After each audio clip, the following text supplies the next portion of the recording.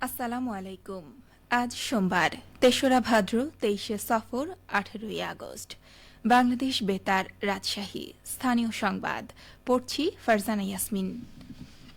রাজশাহী বিশ্ববিদ্যালয়ের উপাচার্য প্রফেসর সালেহ হাসান নকিবের সাথে জাপানের রিটসুই মেকান বিশ্ববিদ্যালয়ের ইলেকট্রিক্যাল অ্যান্ড ইলেকট্রনিক ইঞ্জিনিয়ারিং বিভাগের প্রফেসর সিনিচিরো মোহরি সৌজন্য সাক্ষাৎ ও মতবিনিময় করেছেন। গতকাল মতবিনিময়ে তারা বিশ্ববিদ্যালয়ের শিক্ষা ও গবেষণার বিষয়ে আলোচনা করেন। উভয় বিশ্ববিদ্যালয়ের মধ্যে একাডেমিক সহযোগিতা, বিশেষ করে যৌথ গবেষণা, শিক্ষক গবেষক ও শিক্ষার্থী বিনিময়ের ক্ষেত্রে আগ্রহ প্রকাশ করলে উপাচার্য সে বিষয়ে প্রয়োজনীয় ব্যবস্থা গ্রহণের জন্য সংশ্লিষ্টদের নির্দেশনা দেন।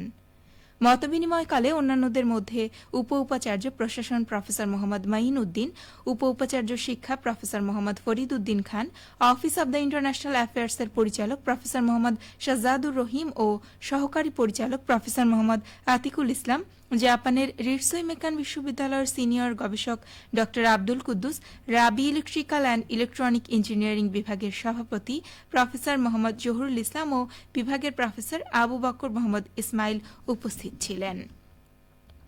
নাটোরের নিচাবাজার ব্যবসায়ী ইউনিটের প্রথম প্রতিষ্ঠা বার্ষিকী পালন করা হয়েছে। এ উপলক্ষে গতকাল জেলা পরিষদ অডিটোরিয়ামে আয়োজিত আলোচনা সভায় প্রধান অতিথি ছিলেন নাটোরের পুলিশ সুপার মোহাম্মদ আমজাদ হোসাইন। ব্যবসায়ী ইউনিটের সভাপতি মোহাম্মদ সাইফুল্লাহর সভাপতিত্বে অনুষ্ঠানে বিশেষ অতিথির বক্তব্য রাখেন সিভিল সার্জন ড মোহাম্মদ মুক্তাদির আরিফিন এবং অতিরিক্ত জেলা প্রশাসক সার্বিক মোহাম্মদ আবুল হায়াত। সভায় বক্তারা বলেন, ব্যবসায়ীরা সমাজ ও রাষ্ট্রের গুরুত্বপূর্ণ অংশীদার। তাদের উচিত সততার সাথে ব্যবসা পরিচালনা করা। এর ফলে ক্রেতা স্বার্থ সংরক্ষণের পাশাপাশি মানসিক প্রশান্তি অর্জন করা সম্ভব। অনুষ্ঠানে প্রতিষ্ঠা বার্ষিকীর কেক কাটা হয়। এর আগে ব্যবসায়ীদের অংশগ্রহণে বর্ণাঢ্য শোভাযাত্রা শহরের গুরুত্বপূর্ণ সড়ক প্রদক্ষিণ করে। বগুড়ার শিবগঞ্জে তথ্য ও অধিকার ও গণতান্ত্রিক সংলাপ বিষয়ক 2 দিনব্যাপী প্রশিক্ষণ অনুষ্ঠিত হয়েছে। গতকাল বিকেলে বগুড়ার শিবগঞ্জে পল্লীশ্রী এনজিওর হোপ প্রকল্পের অফিসে এই প্রশিক্ষণের সমাপনী অনুষ্ঠিত হয়। প্রশিক্ষণে তথ্য অধিকার আইন ও গণতান্ত্রিক সংলাপ বিষয়ে প্রশিক্ষণ দেন পল্লীশ্রী হোপ প্রকল্পের প্রকল্প সমন্বয়কারী মাহমুদ মানিক ও এরিয়া কোঅর্ডিনেটর তাইবাতুন নাহার প্রীতি। এ সময় বক্তারা বলেন, জনগণের জানার অধিকার গণতন্ত্রকে সুসংহত করে তোলে। তথ্যের অবাধ প্রবাহ নাগরিকদের সচেতন করে, জবাবদিহিতা নিশ্চিত করে এবং দুর্নীতি দমনেও কার্যকর ভূমিকা রাখে। গণতান্ত্রিক সংলাপের মূল ভিত্তি হল সহনশীলতা ও মতের ভিন্নতাকে সম্মান জানানো। তথ্য অধিকার আইনে সঠিকভাবে কাজে লাগাতে পারলেই নাগরিকরা রাষ্ট্রীয়ভাবে কার্যক্রমে অংশগ্রহণ করতে পারবে। প্রশিক্ষণে বগুড়া সদর, শিবগঞ্জ, সোনাতলা উপজেলার নাগরিক সমাজ সংগঠনের 25 জন সদস্য অংশগ্রহণ করেন।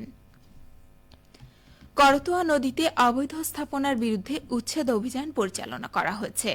গতকাল বগুড়া শহরের রাজাবাজার এলাকায় করতোয়া নদী দখল করে গড়ে তোলা 4টি স্থাপনা ভেঙে ফেলা হয়।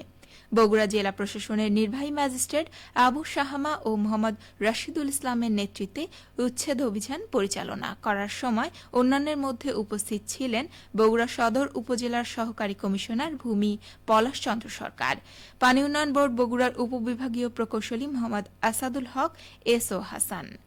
উচ্ছেদ অভিযানে 2টি আড়ত, একটি আবাসিক ভবন এবং একটি আবাসিক হোটেলের অংশবিশেষ ভাঙা হয়েছে। সহকারী কমিশনার ভূমি পলাশ চন্দ্র সরকার জানান, নদীর মধ্যে যেসব ভবন রয়েছে তা উচ্ছেদ করা হচ্ছে। জেলা প্রশাসন ও পানি উন্নয়ন বোর্ড সমন্বিতভাবে উচ্ছেদ অভিযান পরিচালনা করছে। 4টি বিল্ডিং ভাঙা পড়েছে। করতোয়া নদী দখল করে কোনো স্থাপনা করা থাকলে তা অপসারণ করা হবে। বগুড়ার শাহজাহানপুর উপজেলা সরকারি দামের চেয়ে বেশি দামে সার বিক্রি করায় এক ব্যবসায়ীকে 30,000 টাকা জরিমানা করেছে ভ্রাম্যমাণ আদালত। এ সময় তারা দোকান থেকে 12 বস্তা সার জব্দ করা হয়। গতকাল উপজেলার আরিয়া ইউনিয়নের এই অভিযান পরিচালনা করেন জেলা প্রশাসনের নির্বাহী ম্যাজিস্ট্রেট ফয়সাল মাহমুদ। আদালত সূত্রে জানা যায়, সরকারি দামে এক বস্তা টিএসপি সারের দাম 1,350 টাকা, কিন্তু কৃষকদের কাছ থেকে 400 টাকা বেশি নিয়ে মেসার্স নূর কৃষি ভাণ্ডারের মালিক প্রতি বস্তা বিক্রি করছিলেন 1,750 টাকায়। এই অপরাধের দায়ে নূর কৃষি ভাণ্ডারকে শাস্তির আওতায় আনা হয়। অভিযানে উপজেলা কৃষি সম্প্রসারণ কর্মকর্তা ফারহানা আফরোজ প্রসিকিউশন দেন। এছাড়া কৃষি কর্মকর্তা মোসাদ্দেক হোসেন শাওন ও পুলিশ সদস্যরা সহযোগিতা করেন। নির্বাহী ম্যাজিস্ট্রেট ফয়সাল মাহমুদ বলেন, অবৈধভাবে কৃষকের কাছ থেকে অতিরিক্ত টাকা নেওয়া যাবে না। কৃষকের স্বার্থ রক্ষায় অভিযান চলবে। সবশেষে আবহাওয়া। আজ সকাল ৬টায় রাজশাহীতে তাপমাত্রা ছিল ২৭.৫ ডিগ্রি সেলসিয়াস। এ সময় বাতাসে আর্দ্রতার পরিমাণ ছিল ৯৬%। রাজশাহী ও পার্শ্ববর্তী এলাকায় আজ সূর্যোদয় হচ্ছে ভোর ৫টা ৪০ মিনিটে এবং সূর্যাস্ত সন্ধে ৬টা ৩৬ মিনিটে। সংবাদ শেষ হল। আমাদের পরবর্তী স্থানীয় সংবাদ দুপুর ১২টা ১০ মিনিটে।